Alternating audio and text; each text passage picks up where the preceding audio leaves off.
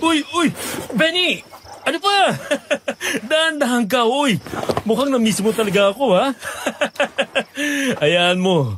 Bukas na bukas din ng umaga. Lalabas tayo. Jogging tayo. Tapos, ibibili kita ng pagkain gusto mo. Ano, ayos pa yon? Benny, tigilan mo nga muna si Kenneth. Pagod pa yun sa biyahe. Ayos lang, ma. Na-miss ko rin naman tong asong to, eh. Oo nga pala. Nakapaganda na ako ng merienda mo dun sa kusina. Kumain ka na lang muna. Mamaya ka na magligpit ng mga gamit mo. Saktong-sakto. Gutom na rin ako, eh. Oh, ano, Benny? Gutom ka na rin, ha? Sabay ka sa akin kumain. Hay, naku, ewan ko sa inyong dalawa. O siya, sige na, kumain ka na ron. Magsasampay lang din ako ng mga labada. Opo, ma. May tao. May hinihintay ka bang bisita ngayon, ma? Wala eh. Hindi rin naman si Papa mo yan. Mamaya 6:00 pang dating nun. Si Kim naman 4:00 pasado pa. Sino kaya yan? Teka po, pagbubuksan ko. Ako na. Kumain ka na doon. Sige na. Dyan na! Sino ba yan? Oy, Ampeng. Kayo pala. Magandang hapon, Joanna. Bakit napapunta kayo rito ng mga anak mo? Talagang kasama mo pa itong si May. Kumusta, May? Ayos bang araw mo ngayon? Opo, ayos lang naman po, Ate Joanna. Ampeng, may tutulong ba ako? Oo, sana pero nahihiya ako. Ano ba yon? Sabihin mo na. Huwag kang mahiya. Makikinig naman ako. Ano sana? Manghihiram lang sana ako ng pera. Manghihiram ka? Ay nako, medyo gipit kami ngayon eh. Pero magkano pala kung sakali ang kailangan mo? Mga, sana, mga 5,000 ganun. 5,000? Abay bakit parang alaki naman yata? Aanhin mo ba? Naisip ko kasing magsimula ng negosyo. Kahit maliit lang na tindahan, gagamitin kong pangkapital yung pera. Naku, Ampeng, pasensya ka na talaga ha. Pero wala talaga ako maipapahiram ngayon eh. Medyo mahal kasi ang gastusin. Bayad sa kuryente at tubig. Tapos tuition pa ni Kimberly. Sige na, Joanna. Kahit hindi buong 5,000, kahit nga 1,000 lang ayos na yun. Manghihiram na lang kami ng dagdag sa iba.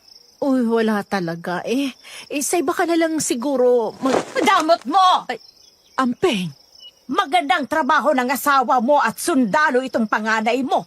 Tapos sasabihin mong wala kang pera? Sinungaling! Ang sabihin mo, madamot ka lang talaga! Madamot! Makasarili! Nay, tama na po yan. Umalis na po tayo. Teka, sandali. Hindi naman po yata tamang sigawan nyo ng ganyan si Mama. Kasi lang hindi kayo pinahiram. Huminahon ho kayo, Aling Ampeng. Pare-pareho lang kayo ng mga kapitbahay natin. Pagsisisihan nyo itong araw na to. Pagsisisihan nyo yung kadamutan nyo. Sinusumpa ko ang pamilya nyo! Nay, ano ba? Nakakaya na po. Uwi na tayo. Natatakot nitong si May sa ginagawa niyo eh. Oops! Dito ka lang, Benny! Huwag kang lalabas! Sinusumpa ko kayo! Elisa, halika na! Dalhin mo yung bata! Opo. Pasensya na ho kayo, Ate Joanna. Aalis na po kami. Patawad ho ulit. May, halika na kay ate. Anong problema ng babaeng yon? Bigla na lang nag-alboruto? Sa harap pa talaga ng mga anak niya? Yung isa maliit pa. Parang may sira na yata sa tuktok yun, Ma. Kawawa naman sina Elisa at May.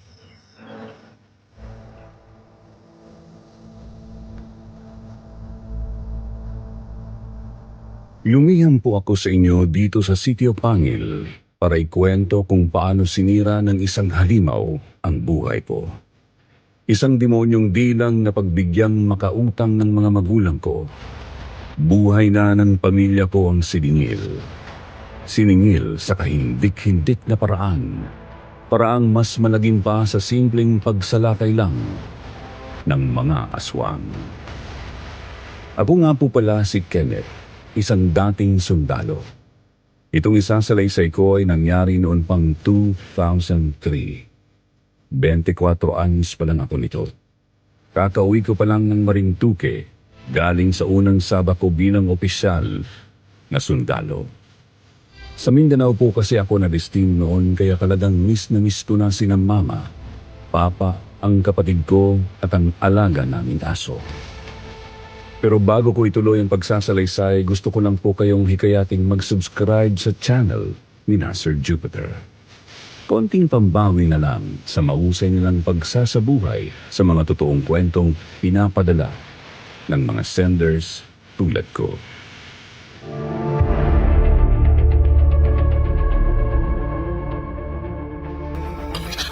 Kaloka? Seryoso ba yan, kuya? Oo nga. Yun talaga nangyari kanina. Di nga namin malaman ni Mama kung bakit biglang nag-alburuto si Aling Ampeng ng ganun. Anong trip ng sang yun? Nabagog yata yun eh. Pero oo nga pala, ba't di mo naman pinahiram si Aling Ampeng, ma? Eh di ba, nagpapahiram ka naman talaga sa mga kapitbahay natin? Kilalang pala utang si Ampeng, Kim. Nangungutang, tapos sinusunog lang sa bingguhan o saklaan. Sasakit ang ulo ko kapag pinautang ko yon. Okay lang sana kung sa emergency gagamitin, kaso hindi naman. Isa pa, may kakaiba rin doon kay Amping Mula nang makauwi yung galing bakasyon, kakaiba na raw ang kinikilos. Paano pong kakaiba? Biglang-bigla na lang daw nagagalit. Tapos parang laging hindi mapakali. Lulong sa sugal yon, pero hindi naman payulente. Lalo na sa mga anak niya.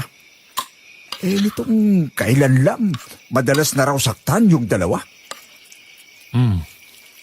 Mukhang napansin ko nga yun sa kanya kanina. Di siya makatingin ng diretso. Palingon-lingon tapos kakamot-kamot sa braso at leeg. Kala mo may sakit sa balat. Mukha pang wala siyang pakialam sa bunso niyang anak. Aba, dapat lang pala di na pinahiram ni Mama yun. Magkakaproblema lang tayo dun. Kapag ayaw nung nagbayad, baka mapaawi pa si Mama. Tsaka pasensya na rin. Hindi ko na isara yung gate pagkarating ko. Rekta pasok kasi ako eh. Ayun tuloy, nakarating sila sa harap ng pinto. Teka, si Benny ba? Binigyan niyo ng pagkain? Binigyan ko na, Pablo. Pero, Kenneth, pakitingnan mo na lang. Total, patapos ka naman na eh. Baka kasi di niya kinain. Kinain naman niya siguro yun. Paborito niya tong nilagang baka eh. Pero sige po ma, titignan ko doon.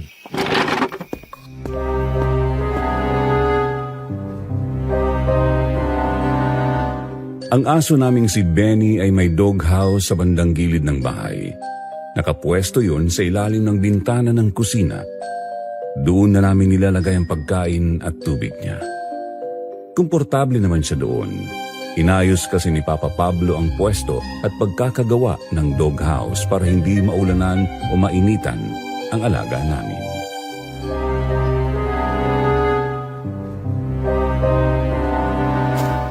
Tahimik yata si Benny ah. Anong nangyari dito? Bakit hindi man lang nagalaw yung tipak ng karne sa kainan niya? Benny? Benny? Labas ka nga muna dyan. Ano bang nangyari sa'yo? Bakit di mo kinain tong paborito mo? Anak ng... Benny? Papalapit pa lang ako ay nagtaka na ako dahil sobrang tahimik ng bakuran. Hindi rin nagalaw ang kanyang pagkain kahit konti, kaya naman sinilip ko siya sa kanyang doghouse. Nakakapasok kasi konti ang liwanag galing sa bintana ng kusina roon at nang makita ko na ang aso namin, agad akong natigilan. Sa unang tingin halata ko ng may mali sa kanya. Namumulang mga mata at todo ang paglalaway. Marami ring balahibong nalagas sa sahig. Nakahiga lang siya. Hindi gumagalaw pero humihinga pa naman. Noon din ay taranta kong tinawag sina Mama.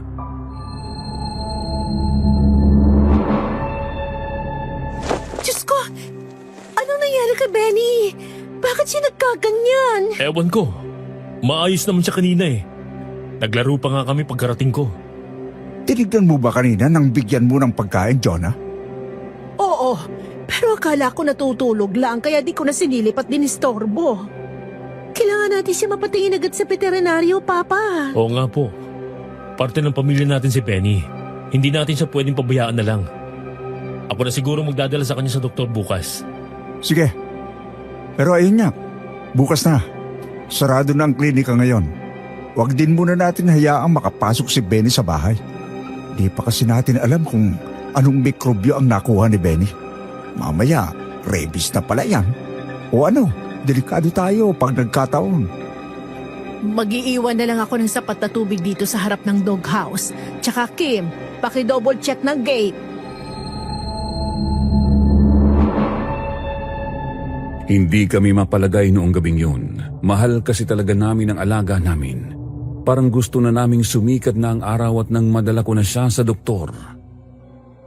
Ang di ko alam, hindi na pala sisikatan ng araw ang dalawa sa pamilya namin. Pasado 11:00 nang magising ako para umihi. Pagbalik ko sa kwarto ay napadako ang tingin ko sa bintana. Nakaharap yon sa may gate ng bahay namin. Bakit may tao sa labas ng gate? Sino kaya yun? Nagtaka ako sa nakitang tao sa labas ng gate. Hindi ko siya maaninag ng maayos dahil madilim sa kinatatayuan niya. Pero sigurado akong nagmamasid siya sa bahay. Tatawagin ko na sana siya nang mapagtanto kung wala ng tao roon. Nasaan na yun? Bakit bigla na lang siyang nawala? Nakatitig naman ako sa kanya. Paano naglahong na lang siya ng ganun? Bilang sundalo ay agad akong kinutuban. Kaya naman dali-dali akong bumaba at lumabas ng bahay. Lumabas din ako sa gate namin. Pero wala talaga akong nakitang kahit sino roon. Maski pusa o asong kalye man lang ay wala talaga. Doon na ako pumasok ulit at kinandado ko ang gate. Papasok na sana ako sa pinto nang bigla naman akong makaramdam ng kakaiba. Ano ba to? Bakit pakiramdam ko may nagmamasid sa akin? Pero hindi galing sa labas ng bakod. Galing lang dito sa bakuran. Suyurin ko na lang ang bakuran. Baka may akyat bahay na pala dito. Kumanda ka sa akin pag nahuli kita. Madali akong kumilos. Bumalik ako sa kwarto ko at kinuha ko ang aking pistola. Lumabas ako ulit. Sinuyod ko nga po ang bakuran namin. Tiningnan ko ang mga halaman sa harap pero wala akong napansing mali. Pumunta ako sa isang gilid at sa likod bahay. Wala pa rin talaga. Ang totoo ay nawala nga roon ang pakiramdam kong may nagmamatsyag. Subalit nang makarating ako sa kabilang gilid ay naroon na naman ang pakiramdam na yon. Mas malakas, mas ramdam sa pool sa kalooban ko. Kumabog ang dibdib ko. Ano ba to? Bakit ako kinakabahan ng ganito? Saan ba kasi yung lintik na yan? At bakit pa siya nagmamasid? Teka, dito ba yung nararamdaman ko? Pero imposible. Napahinto ako sa harap ng doghouse ni Benny. Napatingin ako roon. Pansin kong natapon na ang piraso ng karning baka sa sahig. Balot na ito ng napakalapot na laway. Hindi pangkaraniwang laway ng aso. Tahimik pa rin ang paligid. Benny? Benny? Gising ka ba? Benny? Hindi talaga siya nag-iingay man lang. Ano ba kasing meron kay Benny ngayon? Hindi bale. Bukas ay masasagot na rin ang pag-aalala namin. Matapos suyurin ang bakuran ay bumalik na ako sa kwarto ko. Tinago ko ulit ang baril ko. Nakiramdam ako ng mga kalahating oras pa bago natulog. Subalit bigla na lang akong nagising ng... Benny! Ano? Bakit ka? Wag! Wag! Si Mama, anong nangyayari sa baba? Taranta akong napabangon at napababa sa hagdan. Dinig ko ring napasunod sa akin sina Papa at Kim sa hagdan. Tuloy-tuloy kaming bumaba at pareho kaming nagulantang nang makita ang tagpo sa kusina.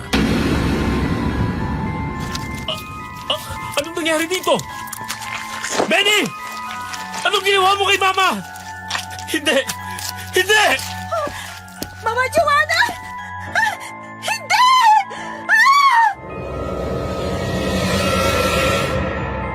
Hindi ko malaman kung paano ipapalunok sa isip at puso ang nadatnan. Basag ang bintana ng kusina. Sigurado ako kung sino ang pumasok doon. Si Benny. Kinakain si Mama Joanna.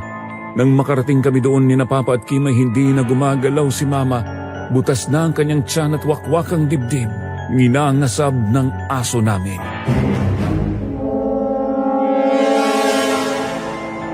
Diyos ko! Benny! Anong ginawa mo? Bakit mo ito nagawa? Mukhang manatakmal pa yata si Benny! Pa! Mag-iingat ka! Ilang! Walang ano-ano ay bigla na lang umakto si Benny na susugurin si Papa Pablo. Mabuti na lang mabilis kong naitulak si Papa. Napabalandra siya sa may hagdan. Nang makita kong papasugod na si Benny kay Kim, agad na akong humablot ng upuang kahoy mula sa may mesa. Pinaghahampas ko yun sa aso namin. Hindi ko alam kung anong nangyayari sa'yo, Benny! Mahal ka namin, pero patawad! Kailangan ko itong gawin!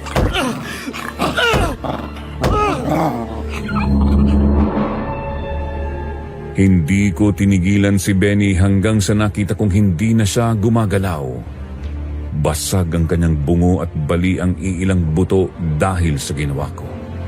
Pagkatapos ng naidali-dali na kaming kumilos ni na Papa at Kim palapit kay Mama Joanna, danak ang dugo ni Mama sa buong kusina.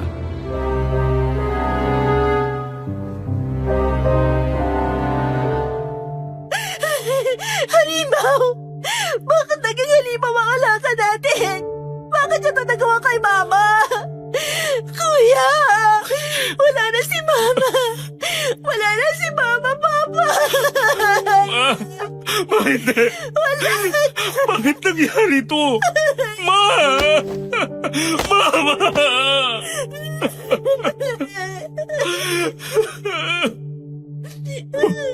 Mahal ko asawa. Jonah, hindi ito maaari. Ano ba kasing meron kay Benny? At bigla siyang nagkakalito. Bakit ba nagawa niya ito sa'yo? Jonah! Jonah!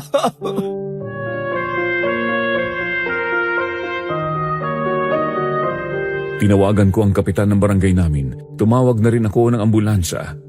Hindi kasi namin kayang asikasuhin ang anumang natira kay Mama ng kami lang. Oo, bilang sundalo may ilam ako kung paano humawak ng mga bangkay, pero nanay ko yun at namatay siya sa ganung paraan. Wala ako sa wisyo noon para maayos na masikaso ang kanyang katawan, kahit hanggang ngayon nga na sinusulat ko ito ay nanginginig na naman ng kalamnan ko.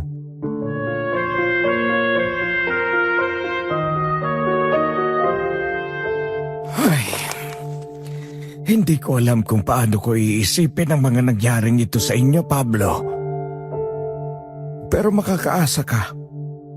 Tutulong kami sa pag-aasikaso kay Joanna. At saka ipapasuri ko na rin ang lahat ng mga aso dito sa atin. Hindi naman kasi biglang magkakaganon lang si Benny nang walang dahilan. Siguradong may nakahawa sa kanya. At baka may nahawaan na rin itong ibang hayop. Mas maganda kung ipasuri niyo lahat ng mga alagang hayop, Kapitan. Isama niyo na pati pusa, mga ibon o kahit mga alagang baboy at manok. Mahirap nang magpakakampante. May punto ka, iho. Sige, gagawin ko yan. At saka magpapatawag na rin ako ng albularyo. Albularyo? Bakit naman po? Kakaibang kutob ko rito sa nangyari sa bahay ninyo, Pablo. Hinala ko, hindi ito maipapaliwanag sa karaniwang paraan. May nararamdaman akong kung anong hindi tama. Palagay ko, matutulungan tayo doon ng isang albularyo. May kilala po ba kayong mapagkakatiwalang albularyo? Sa pagkakaalam ko, madalas manggaganso ang mga ganyan eh. Meron. Huwag ka mag-alala. May kilala akong isang bantog na albularyo dito sa atin.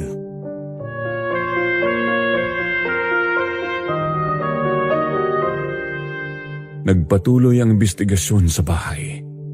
Napansin ng mga dumating na taga-ospital na nawawala ang atay at puso ni Mama. Hindi pa kasama ang mga yon sa bandang tiyan at bituka na kinain ni Benny. Dagdag pa ay may napansin pa kaming kakaiba.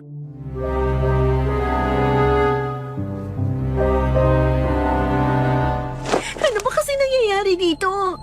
Bakit may nakakita rin mga bahid ng tungkol sa likod bahay? Hulmas sa mga bakas ng paa ng tao mga yon. Mukhang galing sa bintana ng kusina.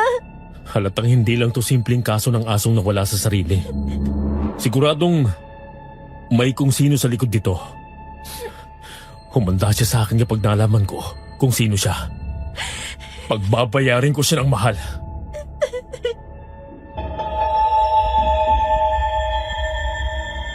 Pagkatapos ng investigasyon ay umalis si Papa para dalhin sa morgue si Mama. Kami naman ni Kim ang naiwan sa bahay. Nang makumpleto ang investigasyon ay nagsimula na kaming maglinis. Tinulungan kami ng ibang mga tanod at pulis. Maayos din nilang niligpit ang katawan ni Benny para dalhin sa mga magsusuri.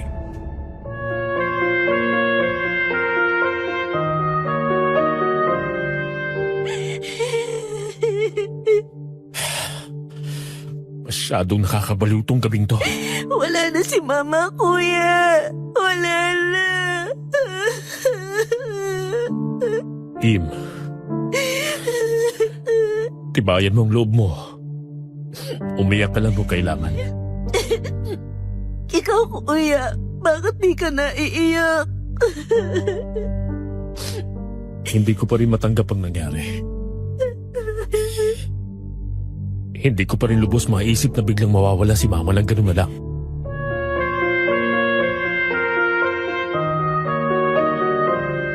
Hapon ng araw ring yun ay naihanda na ang katawan ni Mama para iburol. Nakalagay sa saradong kabaong. Napagpasyahan namin ni na Papa at Kim na isang araw lang iburol si Mama kasi nga hindi talaga maayos ang kalagayan ng kanyang katawan.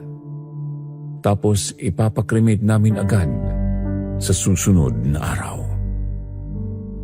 Umaga ng sumunod na araw naman, ilang oras bago dalhin sa krematorium si Mama ay natanggap na namin ang resulta ng mga pagsusuri sa bangkay ni Benny.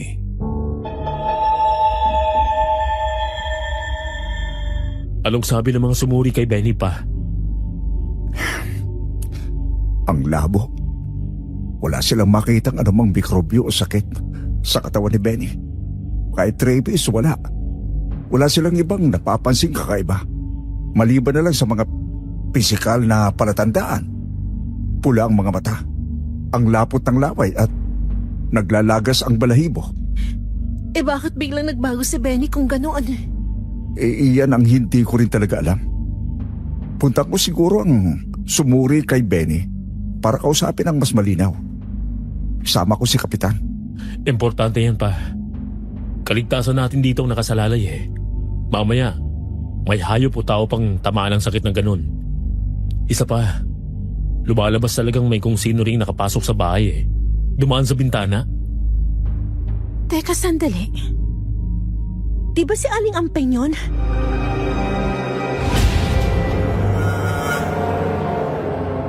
Napatingin kami sa tawid ng bahay. Naroon nga si Aling Ampeng. Kasama niya ang anak na si Elisa. Halata kong hindi mapakali ang dalaga. Parang gusto na niyang hilain ang kanyang nanay palayo. Si Aling Ampeng naman mismo ay pansin kong pangiti-ngiti habang nakatingin sa bahay namin. Anong problema ng matandang yan? Ba't pangising-ngisi yan habang nakatingin dito? Huwag niyo na lang pansinin. Mukhang wala nga talaga sa katinuan ang isang yan eh. Humanda yan sa akin. Hindi na ginagalang si Mama. Hoy, Kim! Teka, sandali! Bumalik ka nga rito, Kim! Kimberly! Ano ba? Sundan mo ang kapatid mo, anak.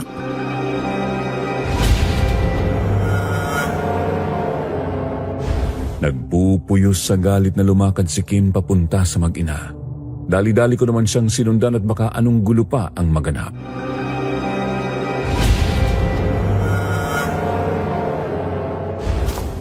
Ano bang problema mong hukluban ka?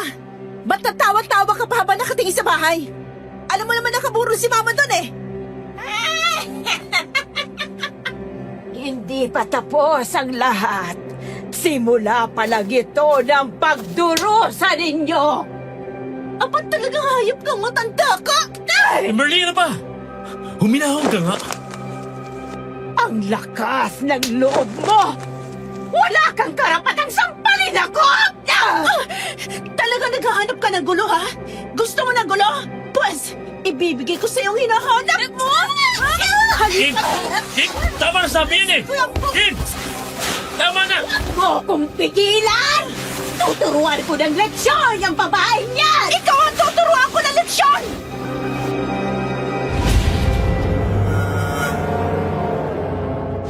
Matapos magpalitan ng sampalay, nagkasabunutan na nga sina Kim at Aling Ampeng. Nahirapan pa kami ni Elisa na awatin at paghiwalayin sila hanggang sa napilitan na akong gumamit ng konting lakas. Hinila ko ang kapatid ko palayo sa matanda. Si Elisa naman ay pilit na pinipigilan ang kanyang nanay.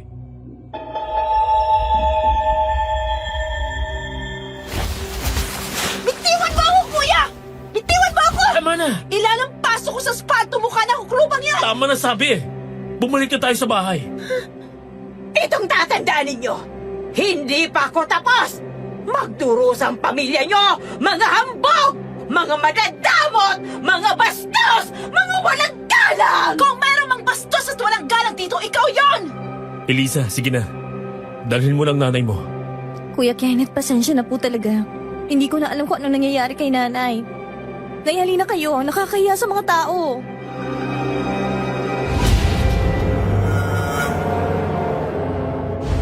Doon ko na nakumbinsi si Kim na bumalik na sa bahay. Diniretso ko siya sa kwarto niya tapos kinuha ko siya ng tubig. Nag-alala si Papa. Gusto niyang kausapin at pagsabihan ng kapatid ko pero sinabihan ko si Papa na ako na ang bahala. Ituon na lang niya ang sarili sa mga paghahanda para sa paghahatid kay Mama.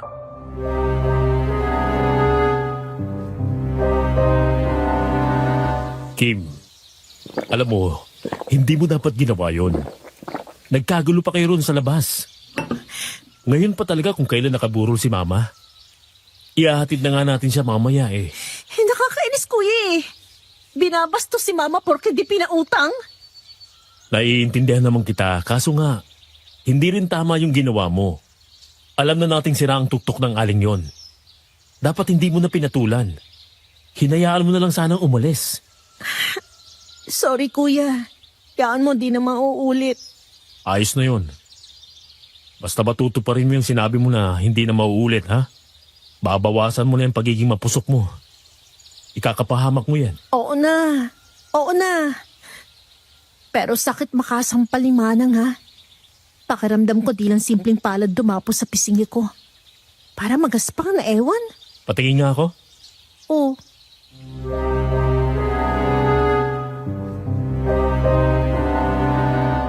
Hinawi ko ang buhok ni Kim na tumatakip sa kanyang pisngi. Kita kong namumula nga ang sinampal ng matanda. Pansin ko ring parang may kung anong galos doon na may konting dugo.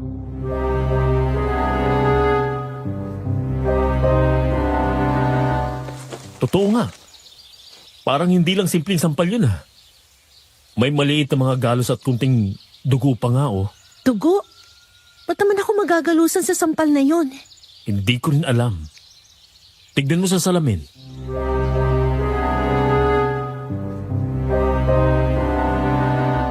Tumayo si Kim mula sa kanyang kama at humarap sa salamin. Agad ay nanlaki ang kanyang mga mata nang makita ang kalagayan ng kanyang pisngi.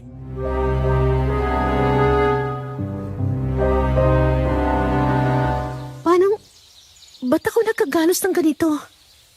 Sigurado naman ako ang sampal na yung tumama sa pisngi ko eh. Di niya ako nakalmot o ano. Sunod niyang nagawa, ayun ang sinabunutan niya ako. Kaya tiyempohan kong makausap si Elisa. Mamaya siguro pagkatapos ng cremation ni Mama. Ha? Bakit naman? Hindi ko masabi kung ano talaga pero masama ang hinala ko sa mga nangyayari. Kinukutuban ako sa mga pinagsasabi ni Aling Ampeng.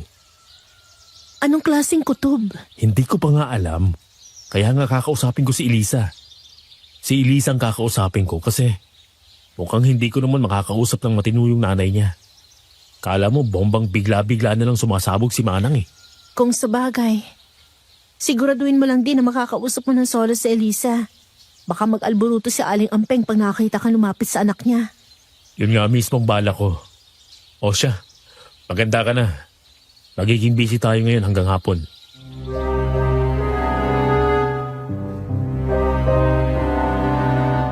Naging abala nga kami sa mga sumunod na oras. Mabuti na lang at payapa namang naidaos ang misa para kay Mama Joanna, pati na ang cremation. Pinili naming iwan ang abo ni Mama sa columbarium tapos ay umuwi na kami. Mga pasado 4:00 na nang makarating kami sa bahay.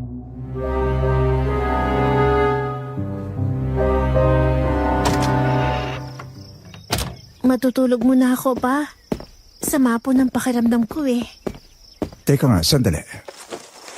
Naku, nilalagnat ka nga. Kailan lang ba masama ang pakiramdam mo? Kanina lang po doon sa simbahan, Ah, bago tayo pumuntang krematorium. Binaliwala ko lang kasi mukhang kaya ko naman eh. Kaso lalong sumama nang hinatid na natin si Mama. Tapos eto nga, medyo nahihilo na ako. Ang katiring ng balat ko. Di ko matukoy saan eksakto. Ipahinga mo na muna yan. Tawagin na lang kita mamaya kapag kakain na. Aalis din muna ako. Tutuloy ka, kuya? oh, saan ka naman pupunta? Kakausapin ko po si Elisa pa. Ha? Tungkol naman saan? Huwag mong sabihin pagsasabihan mo tungkol sa nangyari kanina. Pa, huwag kayong mag-alala. Hindi ako magsisimula ng gulo. Kaya nga si Elisa ang kakausapin ko. Kasi ayokong makainitan si Aling Ampeng. Magtatanong lang ako kung ano ba't parang may mali dun sa Ale. O sige, basta mag-iingat ka ha. Umalis ka na kaagad. Kung sakali man, magkainita na. Akong bahala pa. Magtiwala po kayo sa akin.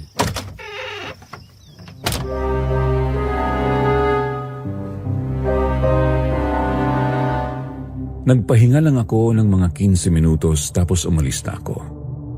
5:00 na po nang lumakad ako papunta kina Aling Ampeng. Yun nga lang ay hindi ako agad lumapit sa kanilang bahay. Nagmasid muna ako mula sa malayo.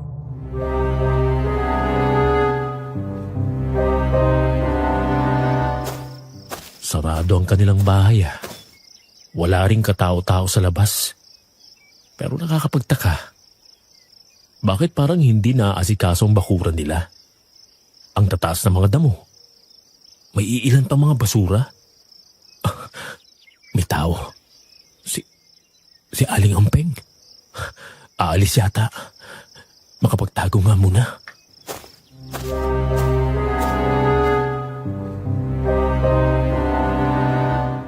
Maingat akong nagtago sa likod ng makapal na halamanan. Nasisilip ko si Aling Ampeng mula roon.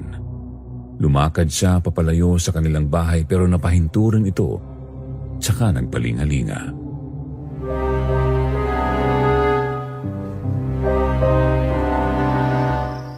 Naman. Bakit parang ang lakas ng pakiramdam niyan? Maayos naman ang pagkakatago ko ah. Hindi bali na. Magtatago lang ako rito. Sana lang talaga hindi niya ako makita.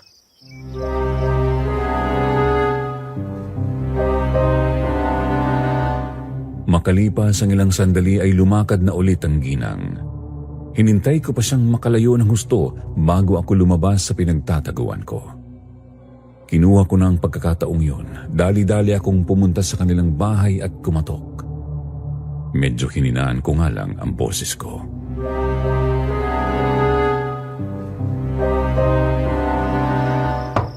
Elisa? Elisa? Ako ito. Si Kenneth. Pwede ba tayo mag-usap? Elisa? Elisa? Kuya Kenneth, anong ginagawa mo rito? Kailangan natin mag-usap. Ikaw talagang sadya ko, hindi ang nanay mo. Pero gusto kitang kausapin tungkol sa kanya. Kuya, nasa matinding panganib ang pamilya mo. Kayo ng papa mo at ni Kimberly. Panganib? Ano bang panganib yung sinasabi mo? Pasensya na kuya, hindi ko pwedeng sabihin. Basta ang masasabi ko lang, iba na si nanay. Hindi na yan si nanay. Umuwi ka na sa inyo. Sabihan mo ang baba't kapatid mo na maganda. Lalo na si Kimberly. Nasa alanganin na siya ngayon. Hindi talaga kita maintindihan. Ano ba kasing... Pasok na po ako. Naghihintay si May sa loob. Elisa! Elisa! Buksan mo tong pinto. Ipaliwanag mo sa akin ang lahat. Elisa! Elisa! Lintik!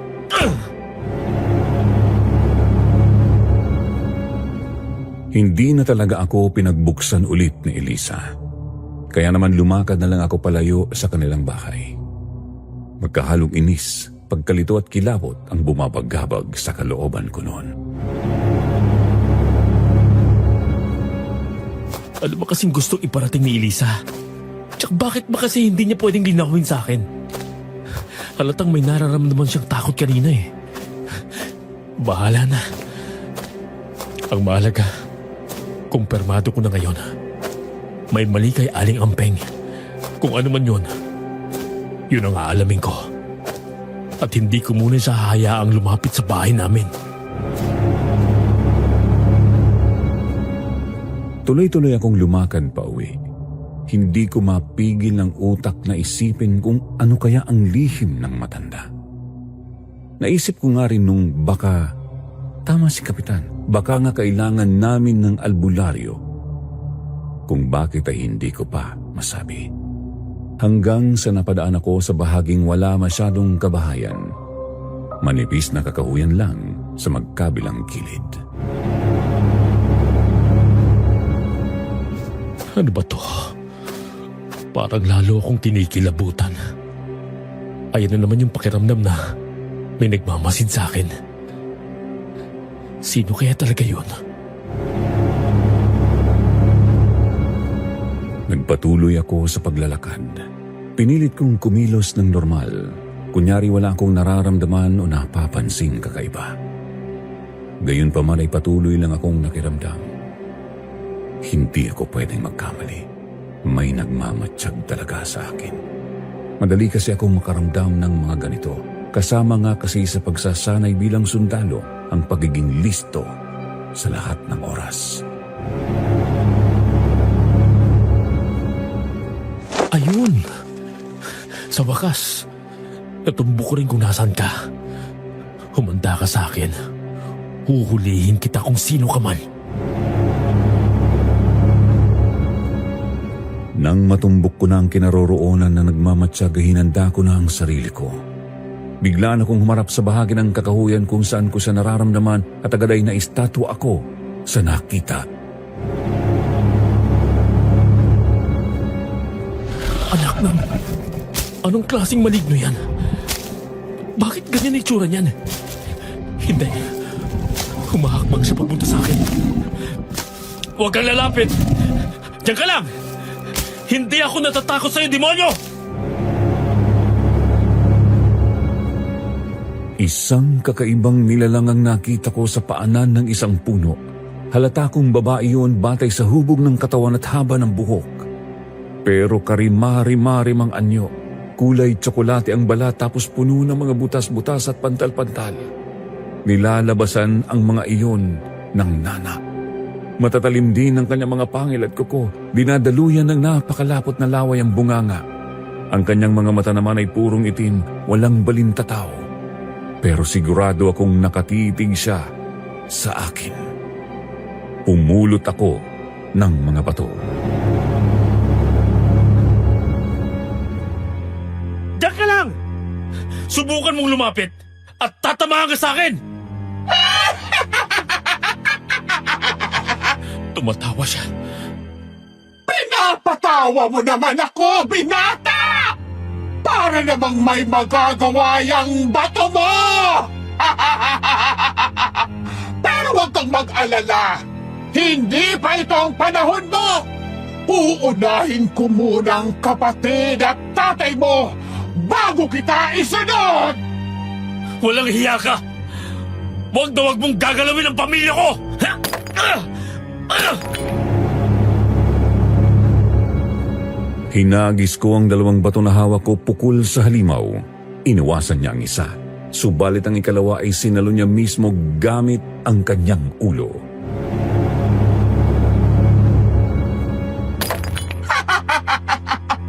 Kita mo na! Walang magagawa sa akin yung panghahagis mo ng mga bato! Anong pakay mo sa amin? Sumagot ka! Alam mo kung ako sa'yo, uuwi na ako. Malay mo, may nangyayari na pala doon sa bahay ninyo. Hayop ka! Anong ginawa mo kina Papa at Kimberly?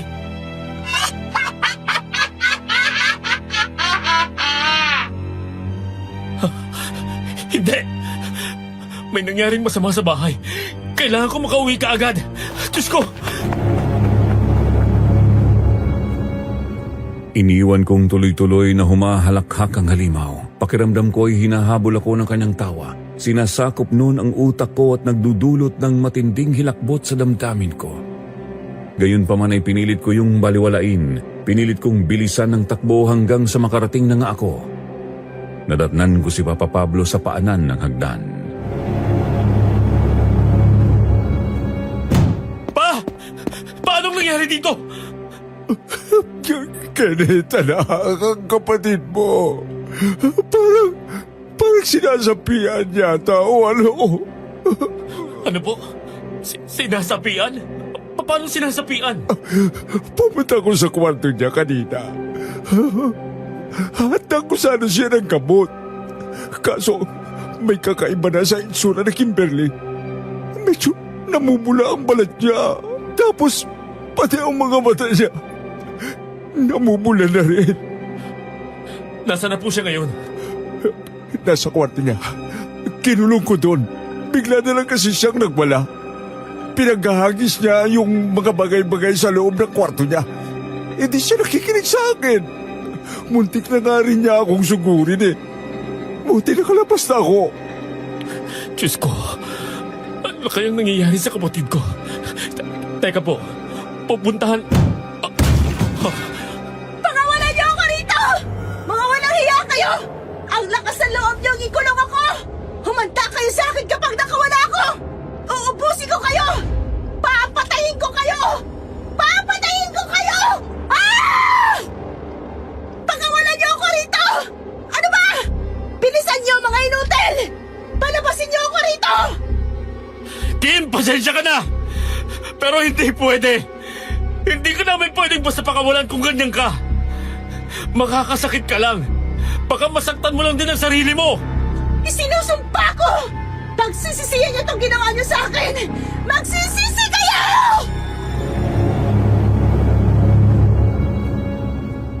Hindi ko mapigilang mag-alala ng gusto para sa kapatid ko. Kaya naman bumaba ako ng hagdan tsaka lumabas ng bahay. Umakyat ako ng bakod at sumilip sa bintana ng kwarto ni Kim. Pinilit kong sumilip sa mga siwang ng saradong mga jealousy. Pakawalan niyo ako rito! Palabasin niyo ako, ano ba? Hindi ba kayo nakakaintindi? Palabasin niyo sabi ako eh! Anak nang, bakit nagkaganyan ang itsura ng kapatid ko? Nagkasabunutan ng pagkabahala at kilabot sa kalooban ko nang makita ko si Kim. Hindi na lang kasi simpleng namumula ang balat niya, talagang nagkaroon na ito ng mga pantal-pantal. Hindi lang yun maliliit na parang tigyawat, kundi yung malalapad at mukhang makakapal talaga na parang sa allergy. Pagkakita nun ay agad na akong bumaba. Nag-usap kami ni Papa sa may sala. Sinabi ko sa kanyang lumalala ang kalagayan ng balat ni Kim. Kamamatay lang ng mama ninyo. Tapos ito naman. Natatakot ako, Kenneth. Natatakot akong baka ang parehong karamdaman na bumago kay Benny ang tumama ngayon kay Kim. Yun din ang hinala ko pa. At mukhang may ideya na ako kung sinong salarin. Yun nga lang. Wala pa akong matibay na patunay. Napakahirap kasing paniwalaan eh. Isip ko tuloy, mukhang kailangan nga natin ng tulong ng isang dalubhasang albularyo. Salarin? Sinong salarin ba ang tinutukoy mo? At bakit nasabi mong kailangan niya natin ng albularyo? Kakaiba po kasi ang kilos ni Elisa. Nang puntahan ko kanina, natataranta siya. Sabi niya, nasa matinding panganib daw ang pamilya natin. Wala siyang sinabi kung bakit, pero sigurado akong dahil yun sa nanay niya. Sinubukan kong tanungin pero pinagsarahan niya na ako ng pinto. Ano namang panganib ang magagawa ni Amping sa atin? Yun din ang tanong ko nang umalis ako sa bahay ni na Elisa. Pero sa daan may nakita ako. Mahirap paniwalaan to pero may nakita akong halimaw. Halimaw? Anong halimaw ba ang sinasabi mo? At sigurado ka ba dyan? Baka naman pinagloloko mo lang ako. Pakilala mo ko. Hindi ako palabirong tao at isa akong sundalo. Hindi ko magagawang gumawa-gawa ng kwento ngayong nasa alanganin si Kim. Anong halimaw ba kasi yung nakita mo? Hindi ko alam kung anong halimaw yon. Pero matatalim ang mga kuko at ngipin niya at pula ang mga mata. Tapos ang balat ay puno rin ng pantal-pantal. May mga butas pa nga na nagdanaknak at nilalabasan ng dugo. Sinubukan ko siyang labanan. Pero hindi siya nasasaktan kahit tinamaan ko ng bato. Papalagpasan na ako. Kaso sinabi niya na mismo na nasa panganib kayo rito. Kaya napatakbo na ako pa uwi. Ano namang kinalaman ni Amping tungkol sa halimaw na yon? Palagay mo ba? Yun ang lihim na pinapahiwating ni Elisa? Oo pa. Palagay ko, yun na mismo yun. Isa pang may gumugulo rin sa isip ko eh. Si Benny, nasapak ni Aling Amping nung nakarang araw. Ito yung pagkakataon na pumunta siya rito para mangutang. Pagkatapos nun, nagbago ng alaga natin. Si Kimberly naman, nasampal nung matanda kaninang umaga. May sumpa ang sampal ni Amping? Paano naman nangyari yun? Paano siya nagkaroon ng kakayahang magpasa ng sumpa?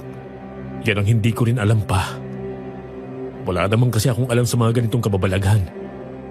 Pero kutob ko, may kaugnayan tong lahat sa nakita kong halimaw. Pati na sa mga bakas na nasa likod bahay nang mamatay si Mama. Mukhang wala tayong magagawa kundi ang hintayin dumating ang albularyong sabi ni Kapitan. Malinaw pa kasi sa sikat ng araw na hindi pangkaraniwan ang kinakaharap nating problema, anak. Yan mismo ang pinupunto ko pa. Kailangan natin maghanap ng tamang tao na nakakaalam kung paano solusyonan ang mga ganitong problema. At garantisadong walang magagawa ang mga doktor sa ospital. Ni hindi nga nila matukoy kung anong karamdaman ni Benny, di ba? Sana lang dumating na yung albularyong yon bago pa lumala ng gusto ang bagay-bagay dito sa atin. Ano yun? Sa taas. Sa kwarto ng kapatid mo. Naku, lagot. Si Kim nakatakas!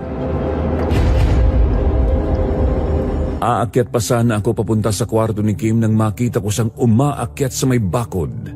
Noon din ay dali-dali kaming lumabas ni Papa pero nagawa ng makalundag ng kapatid ko palabas ng bakod. Nakita rin naming nabasag ang mga jealousy sa kanyang bintana. Kalat ang bubog sa bakuran. Kim! Bumalik ka rito! Saan ka pupunta? Kimberly! Hoy! Kenneth, kailangan nating sundan ang kapatid mo. Kukuha lang po ako ng baril at flashlight. Baril? Mabilis lang ako. Aayin mo naman yun. May nakaharap po akong halimaw kanina. Posible makasalubong natin yun sa daan. Sige, bilisan mo na. Taranta akong pumunta sa kwarto ko para kunin ang baril at flashlight ko. Pagbalik ko ay may bitbit na rin kutsilyo si Papa Pablo. Di na kami nagsayang ng oras, dali-dali kaming lumabas. Tinumbok namin ang daang tinakbuhan ni Kim. Papunta siya sa manipis na kakahuyang nasa gilid ng barangay namin. Kapag tuloy-tuloy mong tinakbo o nilakad ang gubat na yon ay makakarating ka sa isang karatig barangay. Nakita pa naman namin ang kapatid ko bagamat malayo na. ang natatakbo niya. Ayun! Ayun na, kapatid mo! Kim! Hoy! Bumalik ka rito! Kimberly! Kim, makinig ka naman sa amin! Kim!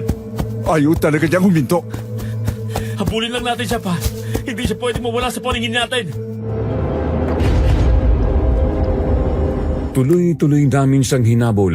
Mabuti na lang talaga naisip kong bitbitin ang flashlight ko. Nagagawa naming diretsong makatakbo nang hindi natitisod sa mga bato at ugat ng puno. Subalit sadyang mas mabilis ng konti sa karaniwan ng takbo ni Kimberly. Hindi nagtagal ay nawala na nga siya sa paningin namin. Kimberly! Kim! Nasaan ka na ba? Magpakita ka sa amin! Kim! Kimberly!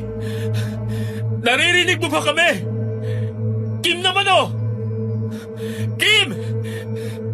Kim! Diyos ko, paano ba natin siya mahanap?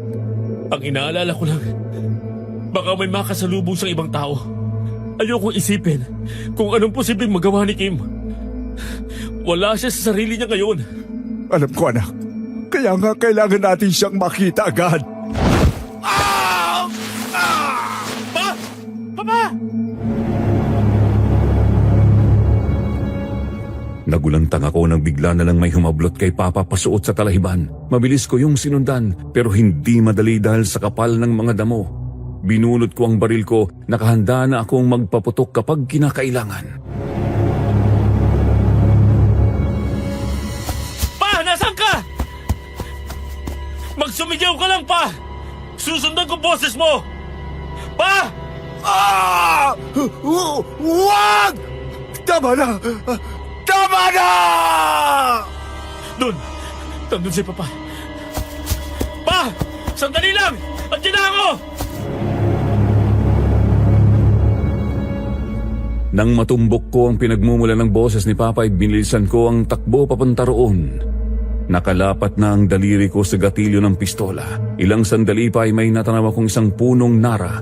May gumagalaw sa baba nun. Agad ko yung inilawan ng flashlight at para akong binundol ng dambuhalang truck sa nakita ko.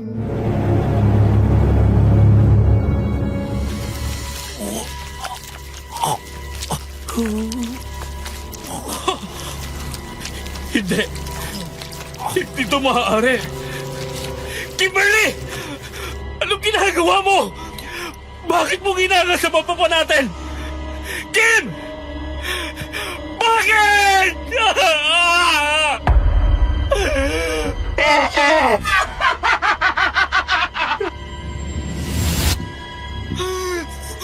Ikaw na naman! Sinasabi ko na nga ba? Sinasabi ko na nga bang may kinalaman ka ritong demonyo ka? Itira mo ang puso! Akin ang puso at atay! Ayop ka! Hetong sa'yo! Mamatay ka na! Hindi mo ako mapapatay ng laruan mong yan, hangal! Bakit mo ginagawa to sa pamilya ko?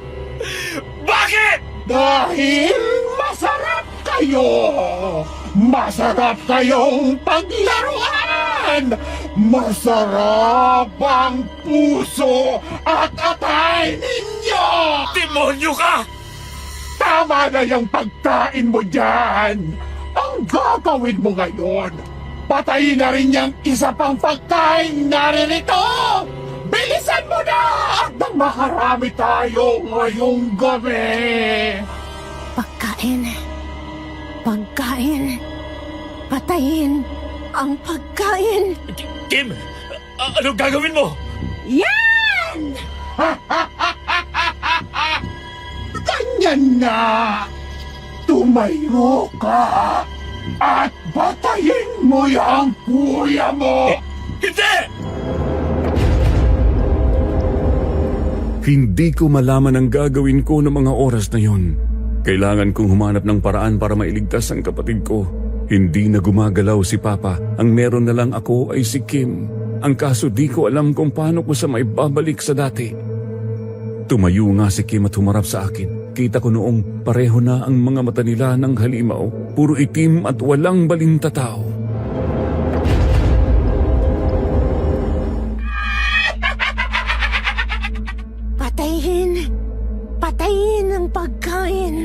Kim! Kim, makinig ka sa akin! Gumising ka, Kimberly! Ako to! Kuya Kenneth mo! Kim, gumising ka! Ano ba? Kimberly! Patayin ang pagkain. Kailangang makarami. Kailangan... Ngayon na! Sugurin mo na siya! Bahala na to! Diyos ko! Tulungan niyo ako! Sa hudyat ng halimaw ay biglang sumugod si Kim papunta sa akin. Napansin ko noong matatalas na ang mga kuko ng kapatid ko at alam kong kailangan kong mag-ingat. Nahawakan ko ang isa niyang braso pero nayanig ang kalamnan ko dahil mas malakas siya sa inaasahan ko. Hindi man sobrang lakas pero hindi ganun ang puwersa ng isang 17 anyos na patpating dalaga. Patayin! Patayin! Patayin! Kim! Kim, gumising ka! Ako to! Kuya Kenneth mo to! Mamamatay ka! Mamamatay ka! Bahala na! Patawarin mo sana ako sa gagawin ko! Ay!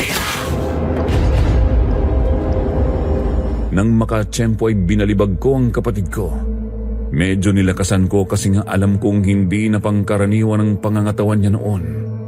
Tumama ang batok niya sa ugat ng isang puno, agad siyang hinimatay. Abot langit ang panalangin kong sana hindi ko siya napatay. Kim! Diyos ko! Kimberly! Kimberly! Dadalhin ko muna siya pa uwi. Kailangan ko maghanap ng tulong. Kailangan maibalik si Kim sa dati. Nang palingalinga ako, hindi ko na makita ang halimaw sa paligid. Ang naroroon na lang ay ang luray-luray na bangkay ni Papa Pablo. Masakit man sa aking iwan muna si Papa doon, yun ang ginawa ko. Binitbit ko ang walang malay na si Kim pabalik sa barangay namin. Humingi ako ng tulong kina Kapitan at sinabi ko ang lahat ng nangyari. Agad ay naghanda sila para puntahan si Papa. Ako naman ay dumiretso sa bahay. Bitbit si Kim ay dumiretso ako sa kwarto ko. Ginapos ko siya sa kama ko. Alanganin kasi ang kwarto mismo ng kapatid ko kasi nga basag ang bintana doon. Tiningnan ko ang kanyang kalagayan. Wala pa rin siyang malay pero maayos naman ang pintig ng kanyang puso at kanyang paghinga.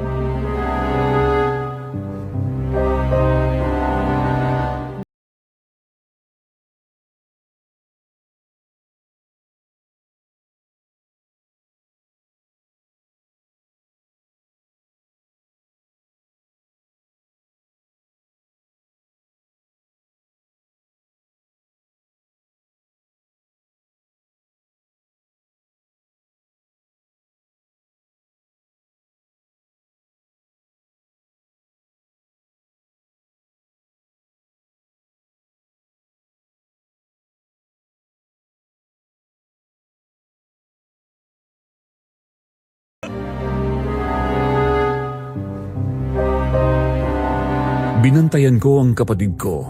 Maya't maya ko rin tinitingnan ang pintig ng puso at paghinga niya para mamalayan ko agad kung sakali mang magbago. Yun nga lang ay hindi ko inalis ang pagkakagapos sa kanya. Namumula pa rin kasi ang balat niya at maraming pantal-pantal. Malakas ang hinala kong agad siyang magwawala kapag nagising. Hanggang sa lumipas ang mga kalahating oras.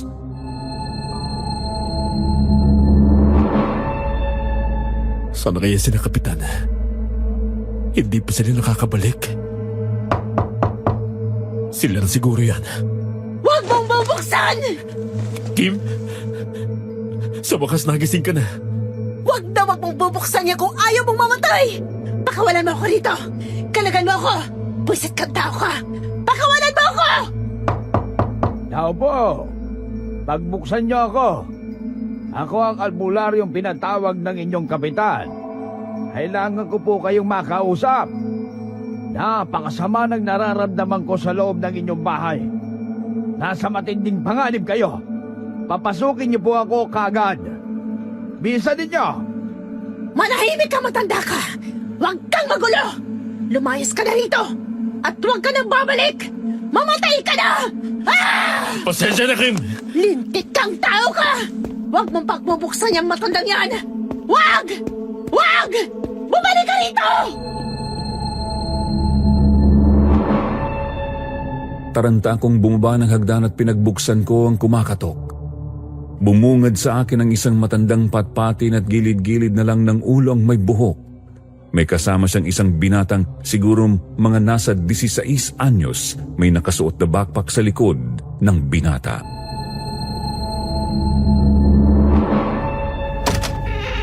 Kumusta, iho? Ako si Nanoy. Pinapunta ako rito ni Kapitan. Galing pa akong kabilang bayan. Dito ba ang bahay ni Pablo? Dito nga po. Pero wala na po si Papa. Napatay po siya ng... Umalis ka dito, bakalamero ka! Lumayas ka dito! Alis! Ha? Sinong pumatay sa kanya?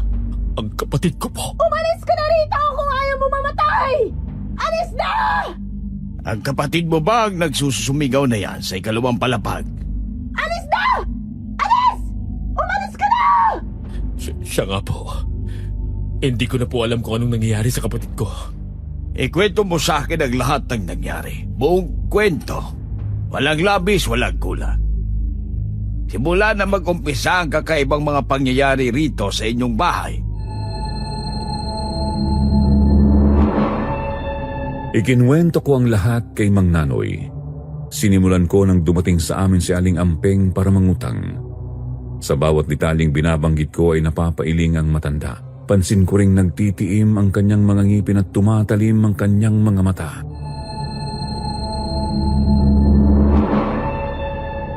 Hindi malabong yung Ampeng nga ang nasa likod ng lahat ng ito, iho. Sigurado kong isa siyang aswang. Aswang? Sigurado ho ba kayo dyan? Oo, sigurado ako. Aswang ang nakita at nakaharap mo, Kenneth. At ginagawa niyang aswang ang mga napapasahan niya ng sumpa. May kasamang laway na merong sumpa ang kanyang sampal. Kaya nagkagano ng aso ninyo at ang kapatid mong si Kim. Ano na pong dapat nating gawin ngayon, Manong? Palagay ko kasi, habang tumatagal, palala ng palala ang kalagayan ni Kim. Tama ka. Kaya, una ko munang titignan ang kalagayan ng kapatid mo. At pagkatapos ay tutulong ako para tugisin ang aswang. Diyan ka lang! Huwag kang pupunta rito! Binabalaan kita, hukluban ka! Ardong, ihanda mo ang gamit ko. Sige po, Lolo. At pagkatapos ko pong maganda, saan ako pupwesto? Babantayan ko bang bahay sa labas o sasamahan ko kayo ron sa taas? Doon ka sa taas. Alalayan mo ko ron. Hindi na kami nagsayang ng oras. Umakyat kami ni Namang Nanoy at ng apo niyang si Bardong papunta sa kwarto ko kung nasan si Kim. Habang paakyat kami sa hagdan ay lalong nagsumigaw at nagwala ang kapatid ko. Ikinabahala ko iyon ng gusto. Sabi naman ng matanda nangyayari yun dahil ramdam ng masamang enerhiya sa katawan ni Kim na may albularyo ng haharap sa kanya. Tuloy-tuloy kaming umakyat. Sa labas ng pinto ay may inabot si Bardong na bote ng langis sa kanyang lolo. Nagpahid ng langis na yon ang albularyo sa magkabila ng palad. Pagkatapos ay pumasok na kami.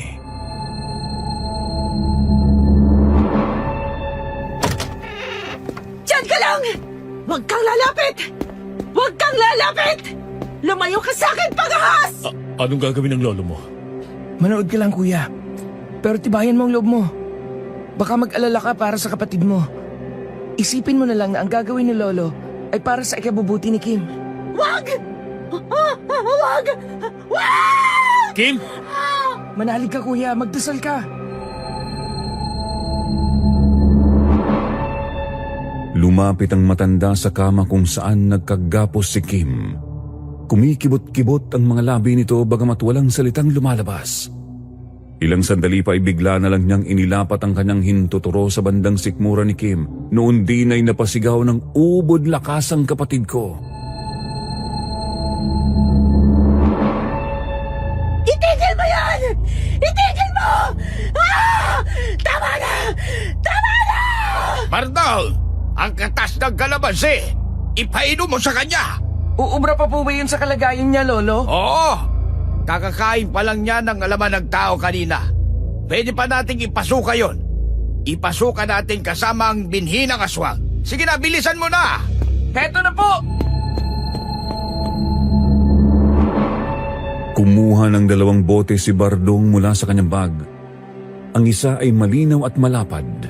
Halata kong katas nga ng kalamansi ang laman nun. Bagamat may nakahalong di ko alam. Ang ikalawa naman ay kamukha ng maliit na bote ng gamot.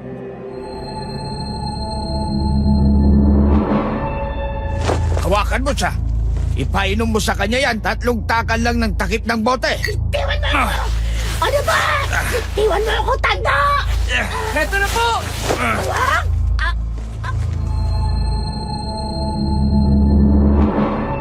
Pinainom nila ng katas ng kalamansi ang kapatid ko. Pagkatapos ay pinatakan naman nila ang kanyang bunganga ng langis mula sa ikalawang bote. Agad-agad ay lalong namilipit sa sakit si Kim. Kumilos naman ang matanda. Hinilot-hilot niya ang sikmura ng kapatid ko. Hinilot ng hinilot. Hinilot ng hinilot. Hinilot ng hinilot. Hanggang sa tuluyan na itong mapasuka. Sumuka si Kim ng napakalapot na parang laway. Kulay berde na may kahalong dugo at buong-buong mga laman.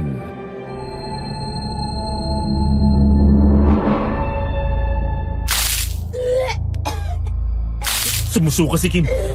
Ano yung mga... Teka, hindi po ba? Tama ang inhala mo, Kenneth. Laman at dugo yan ang ama ninyo. Diyos ko. Langya kang matanda ka. Pagbabayaran mo to. Magbabayad. Kim? Wag kang mag-alala. Inimitay lang ang kapatid ko. Ngayon, linisan mo siya ng mabilisan. Magmadali ka.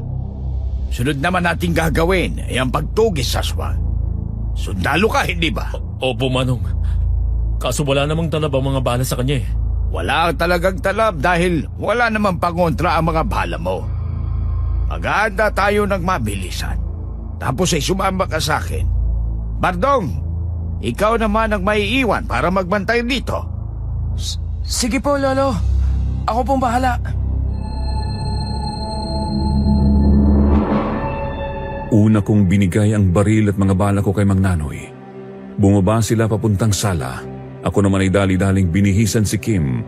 Nang matapos ay sumunod na ako sa kanila sa baba.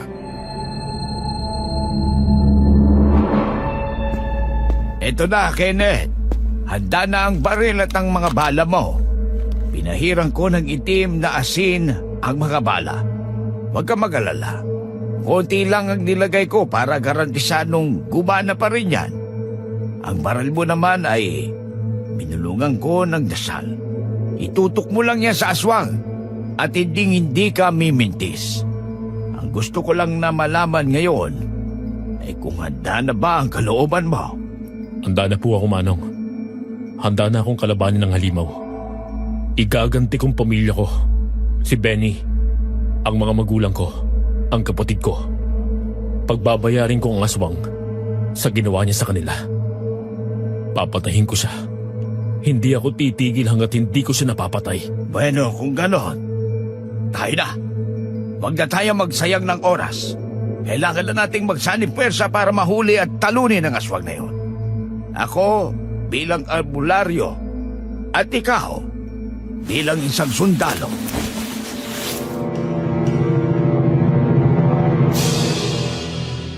Hindi na kami nagsayang ng oras ni Mang Nanoy. Agad kaming lumabas ng bahay. May nakasukbit na itak sa kanyang bewang. Binigyan din niya ako ng isang supot ng asin para magamit pang saboy kung sakali. Dala ko naman ang baril at flashlight ko. At para sigurado may nakahanda na rin akong military knife.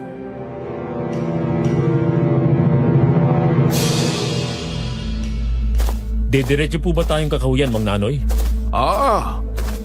Doon tayo kung saan mo siya huling nakita. Teka po, yung grupo din ng kapitan, ayun. Mukhang pabalik na sila rito sa baryo. Lapitan natin sila. Hindi maganda ang kutob ko.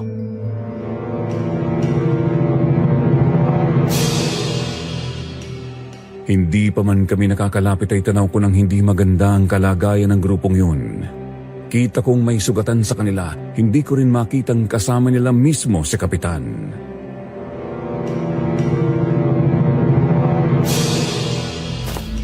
Manang, ano pong nangyari? Nasaan si Kapitan? Ang halimaw, nakita niyo po ba? Nakita namin. Nakalaban namin ang halimaw. Pero walang talab ang mga sandata laban sa kanya. Maraming nasugatan sa amin. Tapos, si Kapitan, patay na. Nakain din siya ng halimaw na yon. Hindi maganda to. Sabihin ninyo sa akin kung saan ninyo huling nakita ang aswang. Huli namin siyang nakita pabalik na siya rito sa baryo. Pero hindi namin nasundan kung saang banda talaga siya patungo. Mukhang mahihirapan tayo nito, Manong. Puntahan natin ang bahay ng pinaghihinalaan mong may kaugnayan doon sa aswang. Sa palagay niyo, doon na siya pupunta ngayon? Oo. At maaaring binabalak na niyang tumakas. Ngayon na tinutugis na siya ng buong baryo ninyo. Sige po, sasamahan ko kayo doon. Sasamahan din namin kayo. Sasama kami sa pagtugis sa aswang. Ay hindi na. Mas mahirap pa pangalagaan ng isang malaking grupo. Lalo lang tataas ang posibilidad na mas marami ang mapapahamak. Ang gagawin ninyo, bantayan ninyo ang inyong kanya-kanyang pamamahay. Maglatag kayo ng mga pangodra, asin, bawang at kalamansi. Ilagay ninyo sa mga pinto, bintana at sa mismong lupa ng bakuran. Alagaan ninyo ang mga pamilya ninyo. Kenneth, halika na. Bilisan natin.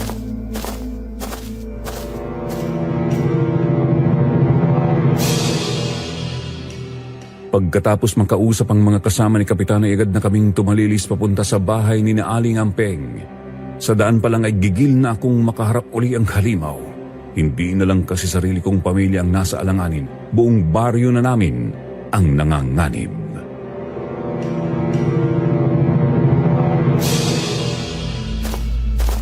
Dito pa lang sa labas ay ramdam na ramdam ko na ang napakadilim na presensya sa loob. Siguradong nariyan niya ang aswang. Kakatok na po ako, Manong. Tao po. Tao po. Aling Ampeng. Elisa. Andyan ba kayo? Tao po. Umalis na kayo, Kuya Kenneth. Huwag niyo na siyang galitin pang lalo. Nakikiusap ako. Umalis na po kayo. Hindi pwede yung sinasabi mo, Elisa. Kailangan naming tapusin ang halimaw ngayong gabi na mismo. Kung hindi, dadami pa ang kanyang mga mabibiktima. Isa pa, kailangan ko rin iganti ang nangyari sa pamilya ko. Pakiusap, Kuya Kenneth. Umalis na po kayo. Maawa kayo sa kapatid ko. Kapatid mo? Anong? Kapag hindi kayo umalis, pupugutan ko tong batang to! Aray! Tama na po!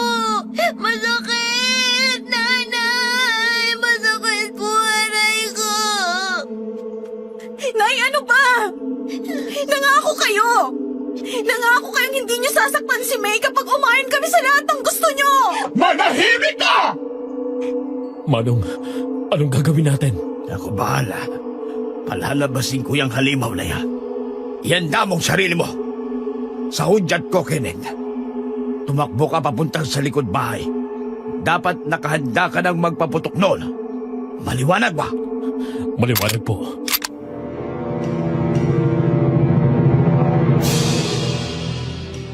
Hindi ko alam kung anong binabalak ng albularyo. Basta kinasa ko na lang ang baril ko. Ang matanda naman ay lumapit sa pinto at ipiniid niya roon ang kanan niyang palad. Ang kaliwa naman ay nakadaop sa kanyang dibdib. Noon din ay nagsimula na naman siyang mag-usal ng kung anong dasal. Kumikibot-kibot ang kanyang mga labi pero wala akong marinig sa kanyang mga sinasabi. Hanggang sa biglang...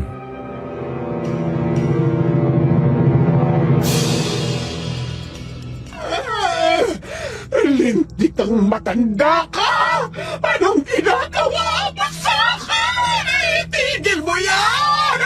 Itigil mo yan! Pakawalan mo yung batang yan! At layuan mo kung gusto mong tigilan kita! Wala ka sa posisyon parang putuhan!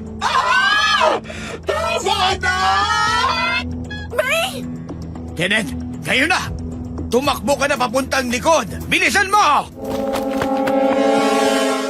Walang dala-dalawang isip akong tumakbo papunta sa likod ng bahay na mag-iina. Doon ay agad kong nakita ang aswang na tumatakbo palayo.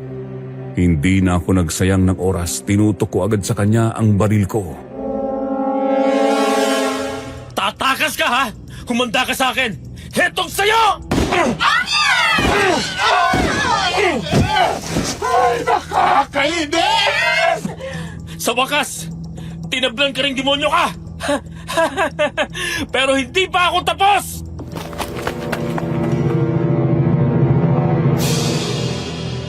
Tinamaan ko ang aswang at bumagsak siya sa damuhan. Nang makita ko yun ay tumakbo ako papalapit sa kanya. Kita kong may tama siya sa likod, balikat, binti at kahit sa mismong likod ng ulo. Nanghihina na siya, pero pilit pa rin siyang gumagapang.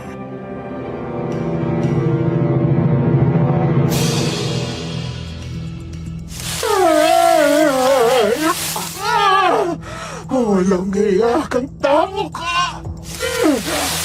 Mamaya mo itong ginawa mo sa akin! Magpapayat ka na! Ano na? Kumusta ang pakiramdam ng malapit ng mamatay? Ngayong ikaw naman ang pinagtatawanan ko. Masaya ba?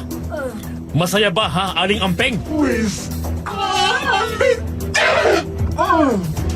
Gayon pa man, hindi ako kasing demonyo mo. Hayaan mo, hindi ko pa tatagalin ang paghihirap mo. Mamaalam ka na!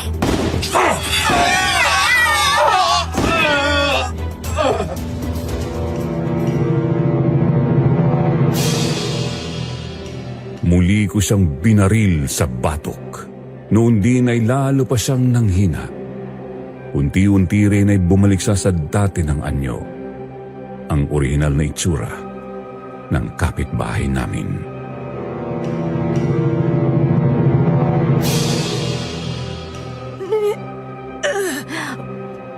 Patawarin mo ko. Hindi ko ginusto ito. Hindi mo gusto? Hindi mo ginustong ginawa mo?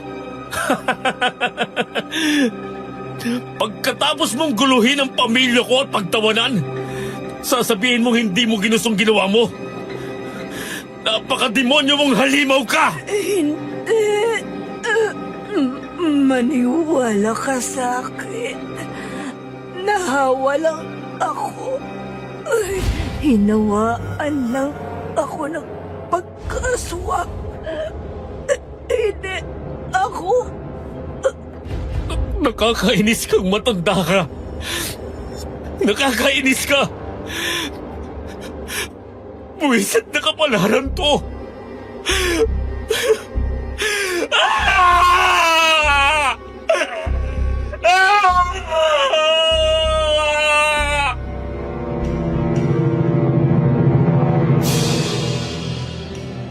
Matapos ang lahat ay sinunog ng mga taga-baryo ang bangkay ni Aling Ampeng. Yun kasi ang mungkahit ni Mang Nanoy. Ako naman ay inasikaso ang kung anuman ang natira kay Papa Pablo. Hindi ko rin pinabayaan ang kapatid ko, bagamat hindi rin niya kinaya ang epekto ng nangyari sa kanya. Pagkagising, hindi na siya makausap. At pagkalipas ng mahigit 1 linggo, tuluyan din siyang pumanaw. Noong kumalma na ang mga bagay-bagay, kinausap namin ni Mang Nanoy si Elisa. Doon ay nalaman naming nahawa nga ng aswang si Aling Ampeng, habang nasa kabilang probinsya sila. Yun nga lang, hindi raw totoong hindi yun ginusto ng babae. Kusang loob daw kasi ang pagtanggap ni Aling Ampeng sa kapangyarihan ng aswang. Sinabihan daw kasi siya ng halimaw na siswertehin siya sa pera kapag tinanggap niya ang kapangyarihang itim.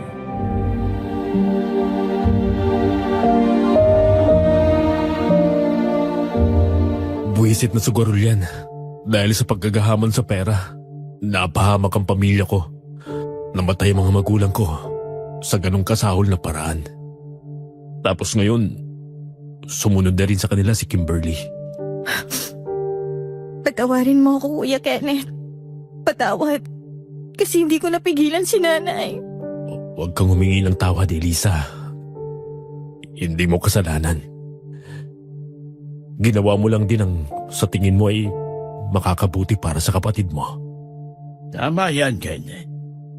Walang dulot na mabuti ang kinikimkim na galit. Dahil hindi makakatulong yan sa iyo. Pero may itatanong lang sana ako, Manong. Sige lang. Ano bang tanong yan? Kung hindi nahawaan ng pagkaswang si Aling Ampeng, hindi mangyayaring kalokohan to sa amin. Ang tanong ko, posible bang matugis kong halimaw na nagbigay ng kapangyarihang itim kay Aling Ampeng? Oo naman. Posible. May ilang mga paraan na pwedeng gamitin. Gusto mo?